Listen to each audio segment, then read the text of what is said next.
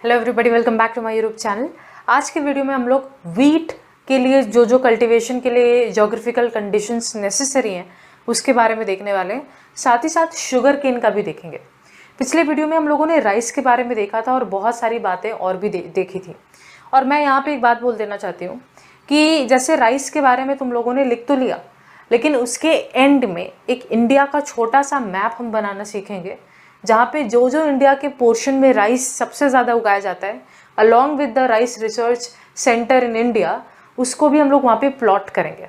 मतलब मैं ये बोलना चाहती हूँ कि तुमने राइस कल्टीवेशन के लिए जो जोग्राफिकल कंडीशन नेसेसरी था सब लिख लिया। उसके बाद एंड में एक छोटा सा डायग्राम बनाएंगे जिसमें इंडिया होगा और इंडिया के जिस हिस्से में राइस कल्टीवेशन ज़्यादा होता है, प्लस जहाँ पे भी हमारे राइस रिसर्च इंस्टीट्यूट होगा इंडिया में, वहाँ पे हम लोग प्लॉटिंग करेंगे।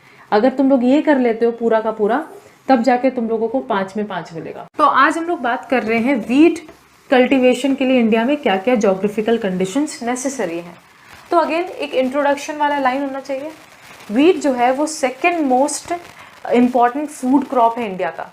तो तुम लोग मेरे को कमेंट सेक्शन बताओ कि फर्स्ट जो मोस्ट इम्पॉर्टेंट फूड क्रॉप में उसमें रैंक नंबर 1 पे क्या है, कौन सा क्रॉप को हम लोग मोस्ट इंपॉर्टेंट फूड क्रॉप मानते हैं इंडिया का।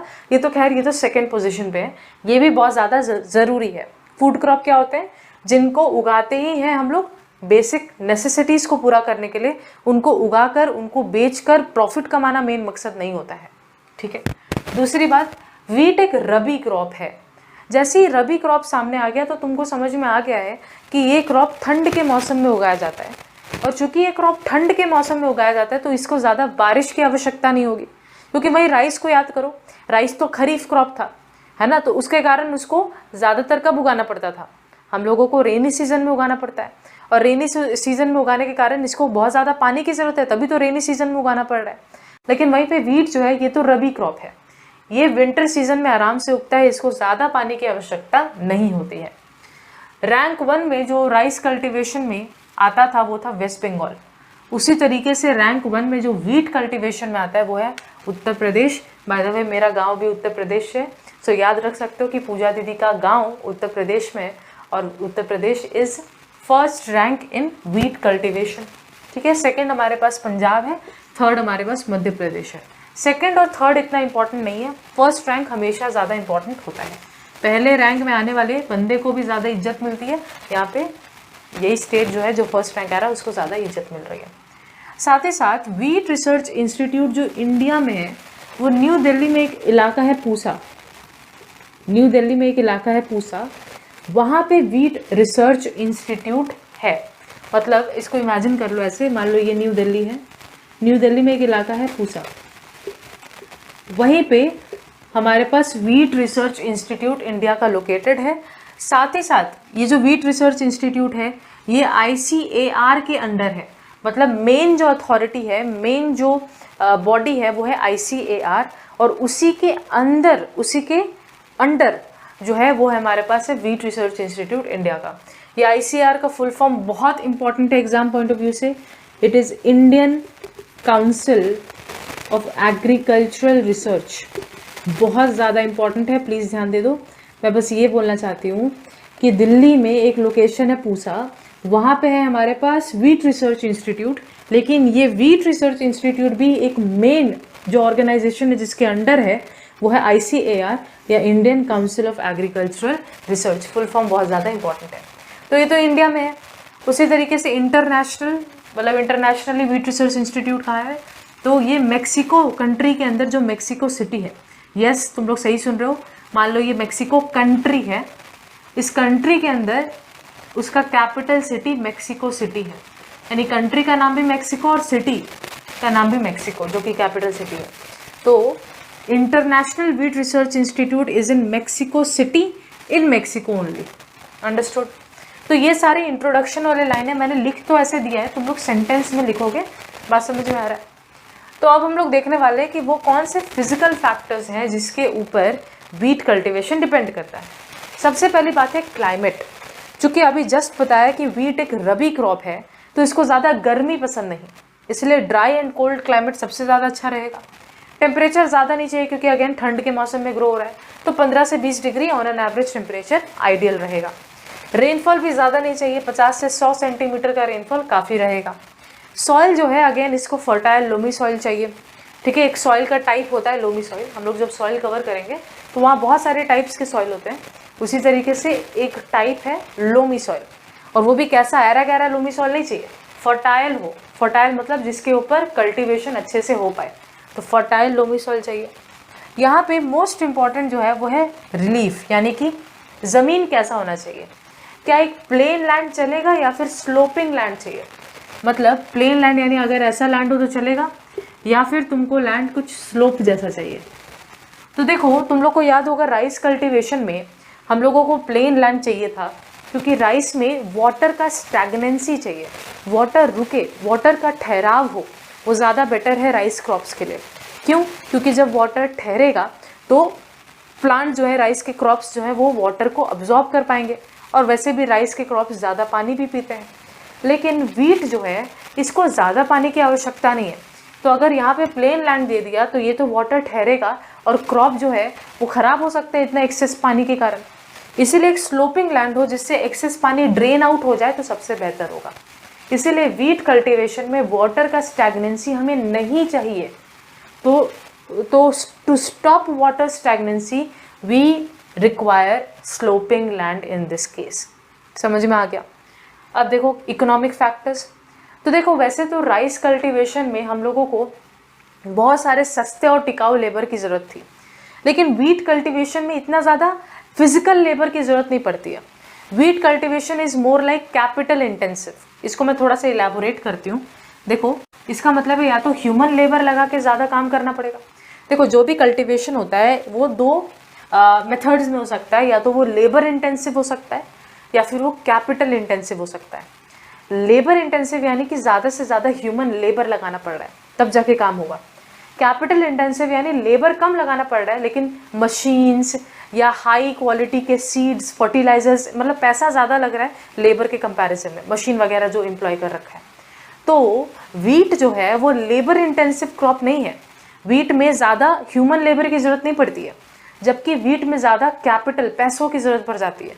वीट में ज़्यादा इन्वेस्टमेंट की ज़रूरत पड़ जाती है, बहुत ही ज़्यादा दाम, मतलब बोल सकते हैं ना, इस क्रॉप में बहुत ज़्यादा खर्चा हो जाता है।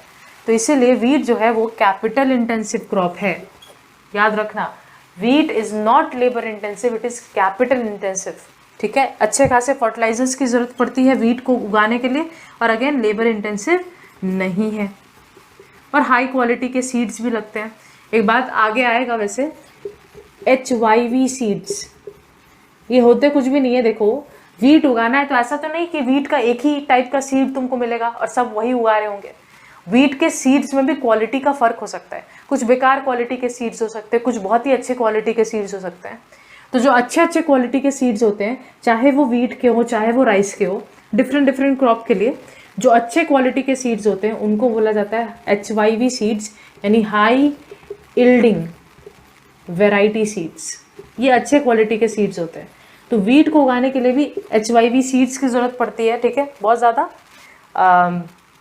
कैपिटल इंटेंसिव है ये। अब हम लोग देखेंगे इसके बाद शुगर केन।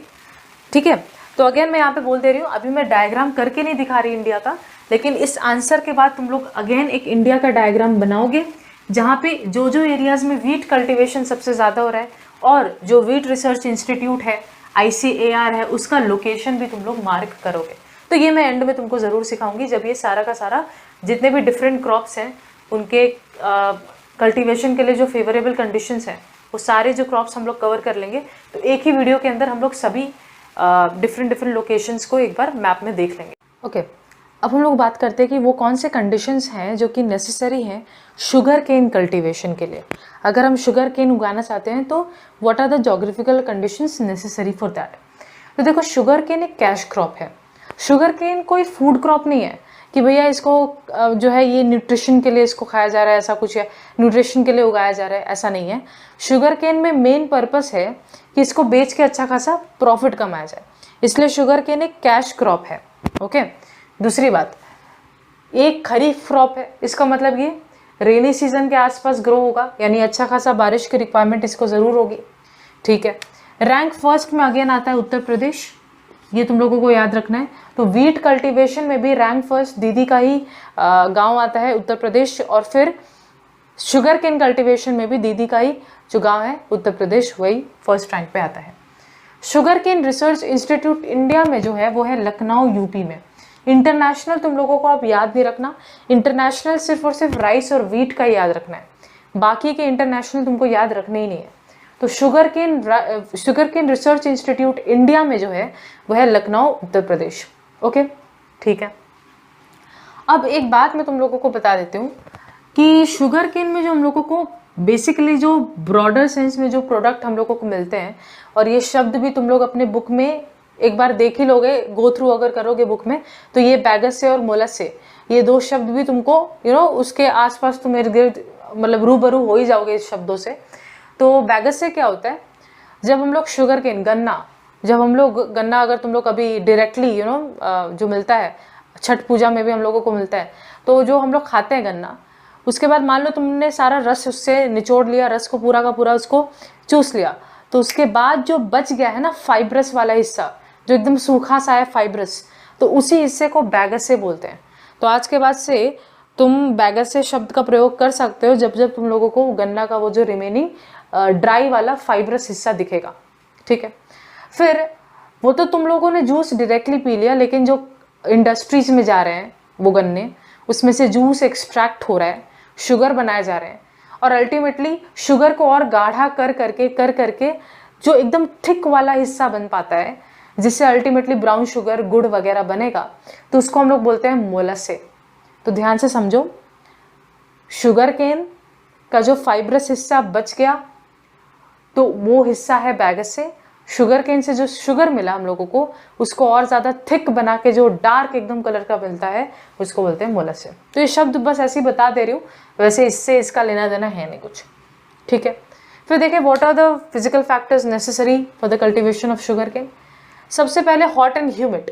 अगेन राइस जैसे खरीफ क्रॉप था, वहाँ पे भी हॉट और ह्यूमिड क्लाइमेट चाहिए था, तो शुगर केन भी खरीफ क्रॉप है, इसको भी हॉट एंड ह्यूमिड क्लाइमेट चाहिए। टेम्परेचर 20 से 27 डिग्री का टेम्परेचर ऑन एन एवरेज अच्छा रहेगा। Rainfall 150 centimetre. Soil fertile loamy soil चाहिए। Relief again well drained sloping land. तो तुम लोग बोलोगे एक सेकेंड, शुगर केन तो खरीफ क्रॉप है, यानी कि इसको पानी की आवश्यकता है, तो इस केस में यहाँ पे तो हम लोगों को प्लेन लैंड देना चाहिए था, लेकिन आप तो कह रही है कि शुगर केन भले ही ये खरीफ क्रॉप है, इसको चाहिए स्लोपिंग लैंड। ऐसा क्यों? तो देखो, शुगर केन भले ही खरीफ क्रॉप है, लेकिन शुगर जो होता है, शुगर केन के अंदर जो शुगर है, जो स्वीटनेस है उसका, वो ख़त्म हो सकता है, वो स्वीटनेस गायब हो सकता है, कम हो सकता है उसका इंटेंसिटी, अगर वो वाटर से ज़्यादा देर तक एक्सपोज्ड रहे। मैं बोलना क्या चाहती हूँ देखते हैं। ये रहा, मान लो एक प्लेन लैंड ले रही है और इसमें तुम लोगों ने शुगर केन उगा दिया, तो होगा क्या कि लगातार अगर इस प्लेन लैंड में पानी जमा रहा और इस मिट्टी के अंदर ये पानी अब्जॉर्ब्ड है ऑलरेडी, तो शुगर केन भले ही है तो खरीफ क्रॉप, इसको चाहिए तो पानी, लेकिन अगर इस तरीके से पानी जमा रहा तो शुगर केन का क्रॉप खराब हो सकता है। क्यों? क्योंकि इसके अंदर है शुगर, जिसका स्वीटनेस इम्पैक्टेड हो जाएगा, जिसका स्वीटनेस पर असर पड़ेगा अगर लगातार ये पानी से एक्सपोज रहा तो। इसलिए भले ही ये खरीफ क्रॉप है, हम लोगों को यहाँ पे स्लोपिंग लैंड नहीं चाहिए, लेकिन इसीलिए भले ही ये खरीफ क्रॉप है, हम लोगों को यहाँ पे प्लेन लैंड नहीं चाहिए, हम लोगों को स्लोपिंग लैंड चाहिए, ताकि क्रॉप खराब ना हो, उसके अंदर का स्वीटनेस बर्बाद ना हो। शुगर केन अच्छा से ग्रो कर पाता है अगर सॉल्टी विंड ब्लो हो रहा हो। क्या मतलब? देखो, शुगर केन जो उग रहा है ना, तो कोई भी क्रॉप जो उगता है तो उसमें बहुत सारे कंडीशंस की नेसेसिटी पड़ती है। सनलाइट चाहिए, अच्छा खासा पानी चाहिए, टेम्परेचर अच्छा चाहिए। शुगर केन को एक और चीज़ की आवश्यकता पड़ जाती है कि अगर अच्छा खासा नमकीला सॉल्टी विंड अगर ब्लो हो रहा है, हवाएं जो बह रही हैं उसमें अगर नमी है और वो थोड़ा सॉल्टी है, तो वो बहुत ज़्यादा फेवर करता है शुगर केन के कल्टीवेशन में। अब तुम लोग बताओ कि सॉल्टी विंड ब्लो कैसे होगा? तो तुम लोग जानते हो कि अगर सी ब्रीज ब्लो हो रहा है, सी ब्रीज जिनको नहीं पता मैं बता देती हूँ कि ये है सी, ये है लैंड, ठीक है। मान लो यहाँ तुम लोगों ने शुगर केन उगा रखा है और स्लोपिंग लैंड होना चाहिए, तो मान लो ये उगा रखा है, तो सी से लैंड की तरफ जो हवाएं ब्लो होंगी उन्हीं को बोलते हैं सी ब्रीज। इन लोगों ने मेरा एटमॉस्फेयर वाला चैप्टर वाला थोड़ा बहुत वीडियो देखा है, वहाँ पे मैंने सी ब्रीज की बातचीत भी करी है। हम लोग जानते हैं कि सी ब्रीज डे टाइम में ब्लो होता है, और चूंकि ये सी से लैंड की तरफ में ब्लो हो रहा है तो ये अपने साथ थोड़ा बहुत सी से मॉइस्चर उठाते हुए लेके जाएगा। भाई सी जो है ये क्या है, एक वाटर बॉडी है। इसके ऊपर जब गर्मी पड़ेगा तो इसके वाटर जो है प्रेजेंट वो वाटर वेपर कन्वर्ट होके गैशियस स्टेट में फ्लोट होंगे। फिर यहाँ से जब सी ब्रीज ब्लो होगा तो ये सॉल्टी गैशियस स्टेट वाले वाटर वेपर ये लैंड की तरफ मूव करेंगे, इसी को तो सी ब्रीज कह रहे हैं। तो जब ये लगातार ब्लो होगा तो इससे शुगर केन का कल्टीवेशन बहुत ज़्यादा बेहतरीन हो जाता है। ठीक है, तो ये तुम लोगों को थोड़ा सा याद रखना पड़ेगा कि शुगर केन का कल्टीवेशन ज़्यादा अच्छा हो पाता है अगर सॉल्टी विंड ब्लो हो रहा हो। तो में फ्रॉस्ट फ्री डेज 210 दिन चाहिए। तो बेसिकली फ्रॉस्ट फ्री डेज का मतलब ऐसा कुछ समझो कि यहाँ पे सोइंग पीरियड है। सोइंग पीरियड का मतलब जब उसको उगाया जा रहा है, और यहाँ पे हार्वेस्टेशन पीरियड है जब उसको काटा जाएगा। तो ज़रा समझो, सोइंग से लेके हार्वेस्टेशन तक शुगर केन के लिए 210 दिन ऑन एन एवरेज हमें फ्रॉस्ट फ्री चाहिए। फ्रॉस्ट फ्री का मतलब लगभग ये सोइंग से लेके हार्वेस्टेशन तक का 210 जो है, यहाँ पे कोई भी बर्फीला मौसम नहीं होना चाहिए कि भैया अचानक से पता चला बर्फ ही गिरने लगा, तब तो पूरा का पूरा शुगर केन ही खराब हो जाएगा। तो इसीलिए इसके सोइंग से लेके हार्वेस्टेशन तक लगभग 210 दिन हमें ऐसे चाहिए जहाँ पे कोई भी फ्रॉस्ट या फिर कोई भी बर्फ ना जमे। तो इसलिए Frost free days on an average 210 लगता है।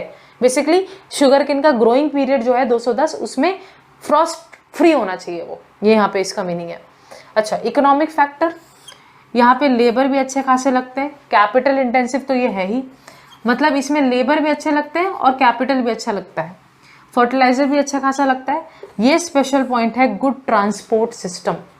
होता क्या है कि मान लो तुमने शुगर केन कट तो कर लिया, तुमने काट लिया शुगर केन कि भैया लो मैं शुगर केन काट के लेके जा रहा हूँ। अब होता क्या है कि अगर तुमने जल्द से जल्द 24 घंटे के अंदर अंदर उस कटे हुए शुगर केन में से शुगर बाहर नहीं किया तो जूस का क्वालिटी बहुत ज़्यादा बेकार हो जाएगा।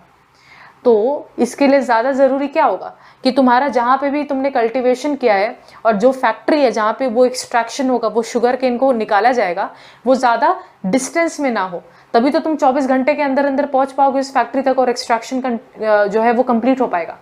बात समझ पा रहे हो? पता चला तुम मुंबई के अंदर शुगर केन उगा रहे हो और उसका जो फैक्ट्री लगा रखे हो वो कोलकाता में, तब तो तुम 24 घंटे में बाई ट्रक हाईवे के थ्रू तब तो पहुँच ही नहीं पाओगे।